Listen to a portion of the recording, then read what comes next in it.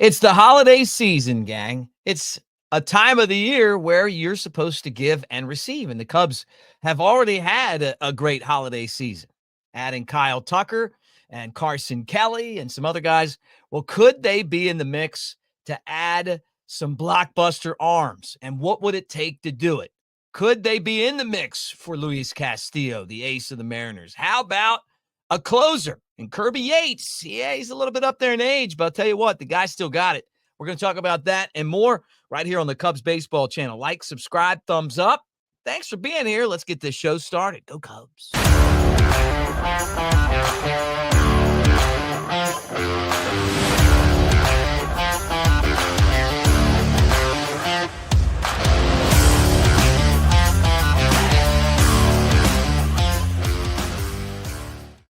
What do you say, everybody? Welcome to the Cubs Baseball channel. Mick Gillespie here, hanging out with you at Broadcaster Mick on the socials. Thank you for hanging out. Look, I got my favorite shirt on. A little bit of throwback to the 2016 World Series Championship. Maybe we get another one of these. Why not, right? It's going to take star players. If you're going to beat the Dodgers, if you're going to beat the Padres, if you're going to beat the Phillies and whoever else they throw in there. 83 and 79, not getting it done. But I'll tell you what, there's a sense of urgency around this team right now and this organization, and making moves like getting Kyle Tucker and adding Carson Kelly. Those are good things. But what about an ace? Because it takes stars to win. And when you look at what the Dodgers are doing, the Cubs are really going to have to step up their game if they're going to try to overtake LA as the champions of baseball. Well, this is one that people are talking about. Ken Rosenthal saying that teams are inquiring with the Mariners right now for Luis Castillo. Would the Mariners be willing to trade Luis Castillo? Really interesting, right? Castillo is getting interest, after guys like Max Fried and the signing that the Dodgers had, Blake Snell. I don't know why I couldn't think of that name. Blake Snell, everybody. Anyway, so who's out there, right? Who can you get? Well, for the Cubs, they're not going to make it in the free agent game. They're going to have to make deals. And there's teams that really love the durability and the success that Castillo has shown. The right-hander's 32 years old. He's still in the middle of a contract where you'd have him for a couple of years. And the Cubs are listed with the Red Sox, the Orioles, the Mets, and other teams that are interested in Luis Castillo. And why wouldn't you be interested in Luis Castillo? 6'2", 200 pounds. You guys know him. He was with the Reds for a long time.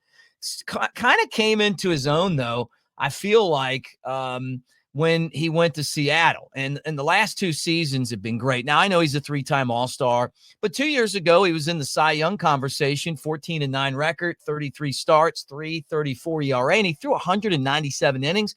He backed that up with last season where he was 11-12 and had a 3.64 ERA. I know it's easier to pitch in Seattle than some other places, but I know what Jed Hoyer's thinking too, is if you're going to win a World Series, you have to have an ace at the top of your staff. And I love Imanaga and I love Justin Steele. Jameson Tyone had a decent season last year. But if you add this guy to the top of your rotation, now you have that John Lester type of guy. Now you have that Jake Arrieta type of guy. Not saying that he's exactly that, but what I am saying is that he has the potential to go out and give you a chance to win every game he pitches. And maybe he hasn't even done his best yet. Maybe he hasn't even had his best season. So what would the Mariners want in return? Well, we keep hearing that they're interested in Nico Hoerner, but this wouldn't be a Nico Hoerner for, Luis Castillo trade.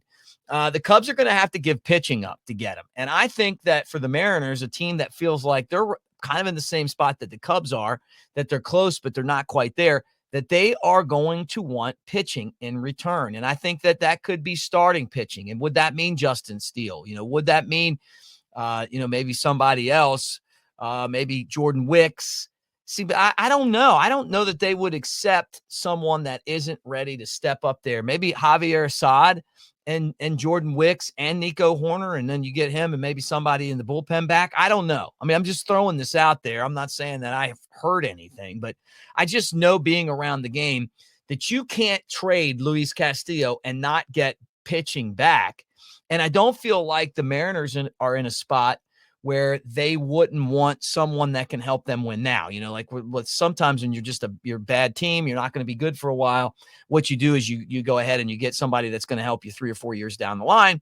I don't see that being the Mariners' game plan right now. I really think that for them, they want to win now too. And maybe they're looking at it where they could save a little bit of money, and then also they could add, some offense and a little bit of pitching, and maybe the pitching they get back, like a Jordan Wicks, who, if he stays healthy, could be a guy that could have a career like Luis Castillo. Don't be surprised if he doesn't. I mean, I think it's all about health, because he's been very good when he has been healthy. So we'll see. We'll see what happens. I just don't think this is going to be a prospects for big leaguer trade. I could see it being more of a big leaguer for big leaguer trade, kind of, and then maybe you throw somebody else in that is a highly touted prospect. Now the Cubs need a closer, maybe even more than they need a starter. And one of those guys that is being mentioned right now, as far as, maybe the next guy, is Kirby Yates. And this is Bruce Levine, our friend Bruce Levine from 670 The Score. He's been talking about this one a lot. Talking about maybe there's 4 or 5 teams out there. Now, Yates is 37 years old.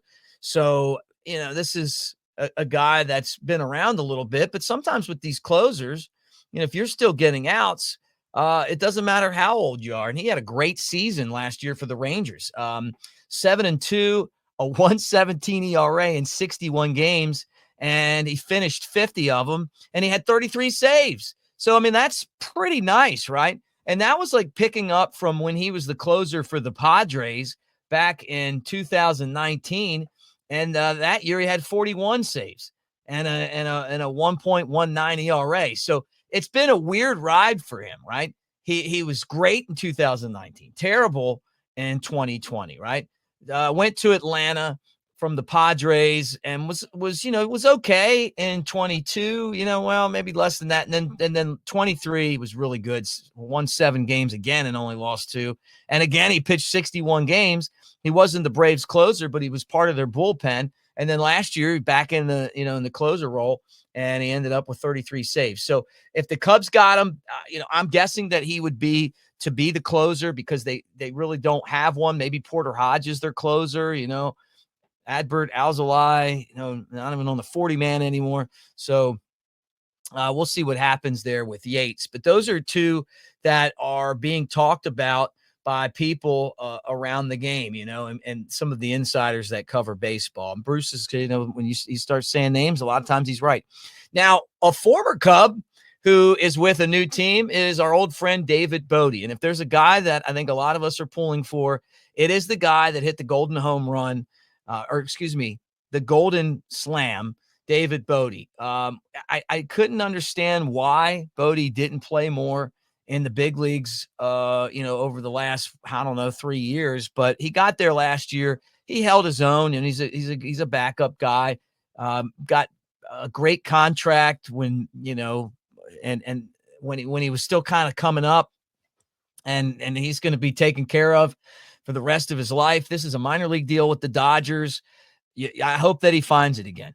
I'm just telling you from being around them, he's always been a great guy, always to me. And I've known him since he was in the minor leagues, and he wasn't even a prospect. And when I saw him when he was, after the slam, he was still a nice guy, and he was a nice guy when I saw him last spring training. I like him as a person, and I hope he does really well. And being with the Dodgers, probably not a bad place right now. When you look at how many good players are on that team, might be tough for him to get up there, but you know what? Maybe you get a World Series ring if you're him. Hopefully the Cubs get one. That's what I'm hoping. And then the last thing I wanted to talk about on the show today was the Cubs and the Yankees Bellinger stalemate. The reports are that the stalemate is basically over money, that the Yankees are looking at that $27.5 million contract that he has, that he opted back into, that nobody wanted to pick up, that he didn't want to opt out of because he knew he wasn't going to make that kind of money being able to, if he went out and signed with someone else. And that's because he had a setback year last season after comeback player of the year and, kind of being in the discussion for possibly, not a, an MVP, but in the area. Last year, that didn't happen. And so now, teams are kind of worried. Is it going to go back to what he was in LA towards the end of his stay there? Or are we going to get the Bellinger from a couple of years ago? Or are we going to get the guy from last year? He had some injury issues, and I hate shopping him like this. He's a good player. But the problem is if you're the Cubs, you're kind of hamstrung by this contract. Or the fact that Ian Happ has a no trade clause. So you can't trade him and keep Bellinger. I've talked about that before. And he loves the city. He's going to stay there. And that's why he probably wanted a no trade clause. Look, I love Chicago. I love being a Cub. So Bellinger's expendable. They're trying to move him. People feel like the reports are that it's one of these deals where the Yankees are looking at the Cubs and the Cubs are looking at the Yankees, and they're trying to figure out, who's gonna blink first and who's gonna be the one that says, oh yeah, you know what, I'll pay the $27 million. I think it's more than that. I think that not only do the Yankees have a lot of leverage here because everybody knows that the Cubs need to trade him to be able to go spend more money. There's not a lot of suitors for him. It's not like people are lining up going, hey, I'll take Cody Bellinger for $27.5 million. That's not what's going on. At least that is kind of the reports that you hear, is that it doesn't happen. So what does that mean? That means that if you're the Cubs, you just hope that the New York media market keeps on pounding on the Yankees. Hey, you better get some help. You better get some help. You had Juan Soto. Now he's with the Mets. So Bellinger definitely is still a good player. He's still a good player. $27.5 million to the Yankees. That's a drop in the bucket. But they're playing hardball. So we'll see what happens here. But I think that eventually it's going to work out. Maybe the Cubs have to pick up some of that $27 million and meet somewhere in the middle, or maybe the Yankees just give the Cubs, 2 bags of turds back, 2 bags of coal. For those of you that coal and switches, my grandparents used to tell me if I was acting up in Santa Claus, you didn't want to make Santa Claus mad, you might get coal and switches. Now I have a kid that tells me that he wants his dad to get coal for Christmas. Even wrote it on his Christmas list last year. Thanks, buddy. And that may be what comes back in this deal. Hey, we'll pay the $27.5 million. You're getting coal and switches back instead of a prospect. So, and then what does that get you if you're the Cubs? Just out of the pay, out of paying him, and would you be good enough? You were going to let him walk anyway. Would you be fine saying, hey, just pay the $27.5 million? You can have him. Maybe they'll trade their broadcaster, Dave Sims. They just got from the Mariners. And a guy I really like. Remember the Dodgers, the Brooklyn Dodgers traded for what was it, Ernie Harwell? He was like the Atlanta Crackers broadcaster, and they liked him so much they traded like a backup catcher for him. Anyway, that's the show for today, guys. Thank you for being here. Get in the comment section. I'm going to get together with Naren. We're going to do another show here coming up, maybe in the next day or so. So thank you so much, though. And still praying for Rhino every day, man. All you guys know how many 23s out there. How many of you guys named your kids Ryan after Ryan Sandberg? Because when I worked with him, we would pop Rhines all the time, and he always was so nice to them. And why not, right? How cool is it that somebody's named after you, right? But anyway, still thinking about our guy, and we'll talk to you tomorrow. Again, comment section, like, subscribe, thumbs up. I appreciate the thumbs up, and share with your Cubs friends. I'm trying to build this channel, and you guys are doing a great job of helping me here. And I tell you what, I get a thumbs down from somebody every day. It's probably the same person, but you know what? Thank you too, just for engaging and being part of this show. I wonder what it is about me that you don't like, or what I'm saying that you don't like. But it is funny that I get one every day, only on this channel though. All right, thanks guys for hanging out, and go Cubs. Have a great day, please.